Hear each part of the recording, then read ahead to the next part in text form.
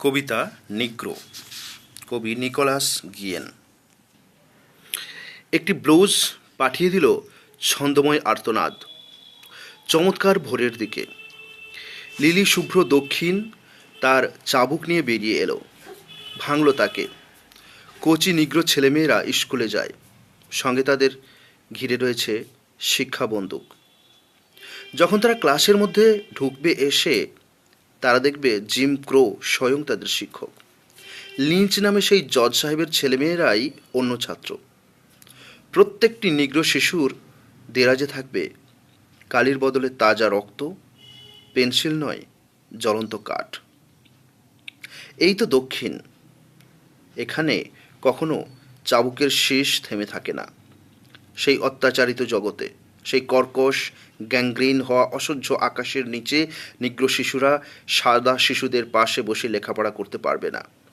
তারা তো শান্তভাবে বাড়িতে বসে থাকলেই পারে, অথবা অথবা আর কি পারে কে জানে। তারা রাস্তা দিয়ে না হাঁটলেই পারে, অথবা তারা পারে চাবুকের তলায় আত্মসমর্পণ করতে, অথবা বেছে নিতে পারে বন্দুক, অথবা থুতুর নিচে মৃত্যু।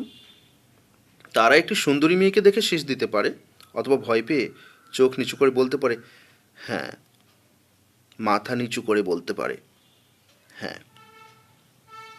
এই স্বাধীন পৃথিবীতে ডালেস যার ঘোষণা করছেন বিমানবন্দর থেকে বন্দরে হ্যাঁ, আর এই সময়ে একটা সাদা বল, লঘু ছন্দময় ছোট্ট একটা সাদা বল, প্রেসিডেন্টের গল্ফ খেলার বল, সেই ক্ষুদ্র গ্রহ গড়িয়ে যায় নিবিড় ঘাসের ওপর দিয়ে, সবুজ পবিত্র নরম মসৃণ ঘাস। হ্যাঁ, তাহলে এবার ভদ্রমহিলা ও ভদ্রমহোদয়গণ, তরুণ যুবতীরা, শিশু এবং বৃদ্ধ, টাক অথবা চুলো মাথা, এবার ইন্ডিয়ান, নিগ্রো, মুলোটা, শঙ্কর, এবার একবার ভেবে দেখুন, যদি সমস্ত পৃথিবীটাই হতো দক্ষিণ অঞ্চল, যদি সমস্ত পৃথিবীটাই হতো চাবুক এবং রক্ত, যদি সমস্ত পৃথিবীটাই সাদা মানুষের জন্য সাদা স্কুল, যদি সমস্ত পৃথিবীটাই হতো পাথর আর খুদের দল, যদি সমস্ত পৃথিবীটাই হতো ইয়াঙ্কি আর অত্যাচার। ভাবুন, সেই মুহূর্ত একবার, অন্তত একবার তা কল্পনা করে দেখুন। এই কবিতায় দক্ষিণ বলতে আমেরিকার যুক্তরাষ্ট্রের দক্ষিণের 4টে প্রদেশ, মিসিসিপি, জর্জিয়া, অ্যালাবামা ও ভার্জিনিয়া, এদের বোঝায়। নিগ্রোদের প্রতি অত্যাচার এখানেই সবচেয়ে প্রবল এবং অনবরত। ব্লুজ, নিগ্রোদের লোকগীতি, এক শুরু হয়ে ঢিমেলয়ের জ্যাজ, এবং এ গানের কথা সবসময়ই খুব করুণ। জিম ক্রো একটি প্রাচীন নিগ্রো গান। এখন এই একটি মাত্র শব্দে নিগ্রোদের প্রতি সমস্ত অত্যাচার ও বৈষম্য বোঝায়। লিঞ্চ কথাটার মানে কোনো লোককে বিনা বিচারেই জনতা কর্তৃক হত্যা। শব্দটি তৈরি হয়েছে অষ্টাদশ শতাব্দীতে ভার্জিনিয়ার দুজন ম্যাজিস্ট্রেট, কর্নেল চার্লস লিঞ্চ আর ক্যাপ্টেন উইলিয়াম লিঞ্চ, এদের নাম থেকে। এরা দুজন বিচারক কোনো আইন না মেনেই অভিযুক্ত ব্যক্তিটিকে, অধিকাংশ ক্ষেত্রেই নিগ্রো ব্যক্তিটিকে, জনতার হাতে তুলে দিতেন ছিঁড়ে টুকরো টুকরো করে মেরে ফেলার জন্য। বিমানবন্দরে ডালেসের ঘোষণা, এর মর্মার্থ আমেরিকার বিমানবন্দরে কোনো বিদেশি পদার্পণ করলেই তার হাতে একটি ছাপানো শুভেচ্ছাবাণী তুলে দেওয়া হয়, যার বক্তব্য এই স্বাধীন দেশে সকল ধর্ম, বর্ণ ও জাতির সমান অধিকার। ইন্ডিয়ান, আমেরিকার আদিম অধিবাসী রেড ইন্ডিয়ানদের ডাকনাম। মুলাটো অর্থাৎ কোনো নিগ্রো, আর ককেশিয়ান অর্থাৎ সাদা মানুষের মিলনের ফলে জাত সন্তান, অর্থাৎ যাদের গায়ের রং কিছুটা হালকা, প্রায় ফর্সা। নীল উপহার। যখন জেগে উঠলাম, ঘামে আমার সর্বাঙ্গ ভেজা। আমার ঘরের মেঝে সদ্য ধোয়া, লাল ইট থেকে উঠে আসছে উষ্ণ কুয়াশা। একটা মথ বাল্বের চারপাশে ঘুরছে।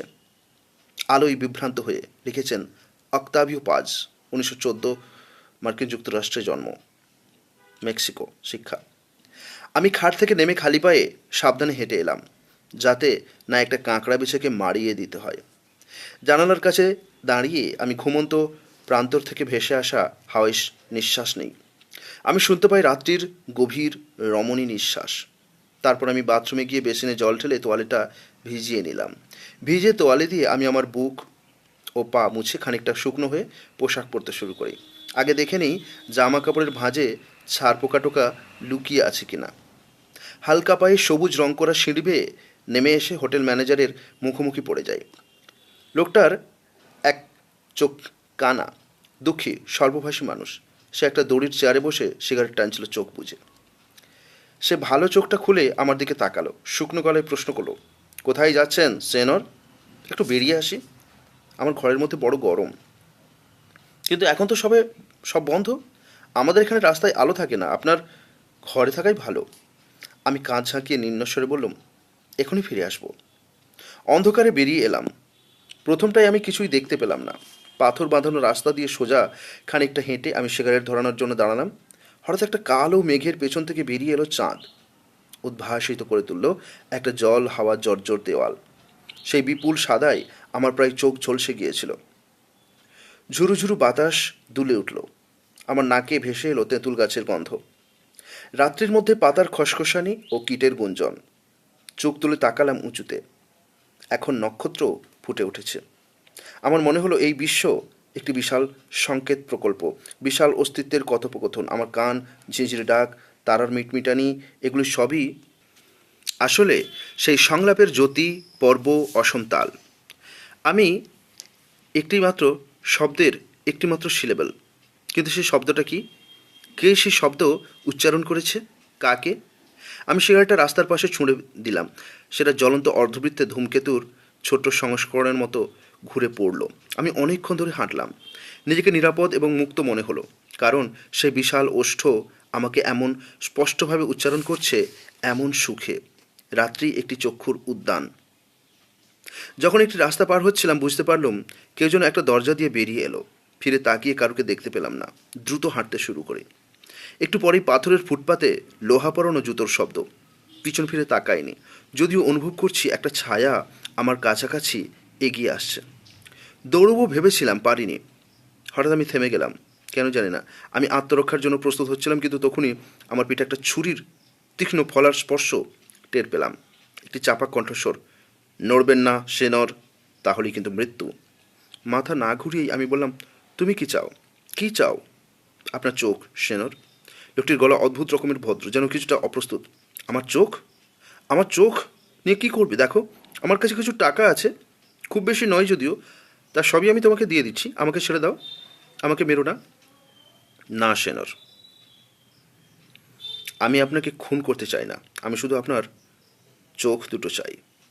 কেন? আমার বান্ধবীর একটা শখ, সে একগুচ্ছ নীল চোখের স্তবক চাই। বেশি লোকের ওরকম নেই। তাহলে আমার দুটো দিয়েও কাজ হবে না? ও চোখ নীল নয়, ধূসর। আমাকে ভোলাবার চেষ্টা করবেন না, আমি জানি আপনার নীল চোখ। কিন্তু আমরা খ্রিস্টান হে, তুমি হঠাৎ আমার চোখ দুটো তুলে নিতে পারো না। আমার কাছে যা আছে সব দিচ্ছি। শুধু শুধু গণ্ডগোল করবেন না। তার কণ্ঠ এবার কর্কশ। ফিরে দাঁড়ান। আমি ফিরে দাঁড়ালাম। বেঁটে রোগা লোকটা, তালপাতার টুপিতে অর্ধেক মুখ ঢাকা, ডান হাতে একটা লম্বা ছুরি, চাঁদের আলোয় ঝকমক করছে। মুখের সামনে একটা দেশলাই জ্বালুন। আমি দেশলাইয়ের একটা কাঠি জেলে মুখের সামনে ধরলাম। আলোর জন্য আমার চোখ বন্ধ হয়ে এলো, কিন্তু সে আঙুল দিয়ে আমার চোখের পাতা খুলে দিল। সে ভালো করে দেখতে পাচ্ছিল না। সে গোড়ালিতে ভর দিয়ে উঁচু হয়ে উঁকি মারল। দেশলাই কাঠি পুড়ে শেষ হয়ে আসায় আঙুল জ্বালা করতেই ছুঁড়ে ফেলে দিলাম। সে একটুক্ষণ চুপ। এখন দেখলে তো আমার চোখ নীল নয়? আপনি বড় চালাক সেনর। আর একটা কাঠি জ্বালুন। আমি আর একটা কাঠি জেলে চোখের খুব কাছে ধরলাম। সে আমার জামা টেনে বলল, নিচু হয়ে বসুন। আমি হাঁটু গেড়ে বসলাম। সে আমার চুলের মুঠি ধরে মাথাটা পেছনে হেলিয়ে দিল। তারপর সে আমার ওপর ঝুঁকে তাকিয়ে রইল এক দৃষ্টে। ছুরিটা কাছে এগিয়ে এলো, আরও কাছে। ছোঁয়া লাগলো আমার চোখের পাতায়। আমি চোখ বুঝলাম। চোখ খুলে তাকান, সে বলল, পুরোপুরি।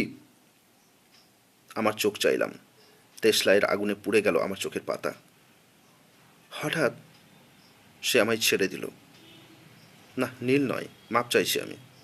দীর্ঘশ্বাসের সঙ্গে এই কথা বলে সে অন্ধকারে মিলিয়ে গেল। লিখেছেন অক্তাভিও পাজ। অক্তাভিও পাজের জন্ম মেক্সিকোতে 1914। শিক্ষা মেক্সিকো ও আমেরিকা যুক্তরাষ্ট্রে। মেক্সিকোর সাহিত্য আন্দোলনে মুখ্য ভূমিকা নিয়েছিলেন। আন্দ্রে ব্রেতো তাকে বলেছেন দ্বিতীয় যুদ্ধের পরবর্তী সবচেয়ে খাঁটি কবি। তিনি এখন ভারতবর্ষের মেক্সিকোর রাষ্ট্রদূত, দিল্লিতে থাকেন।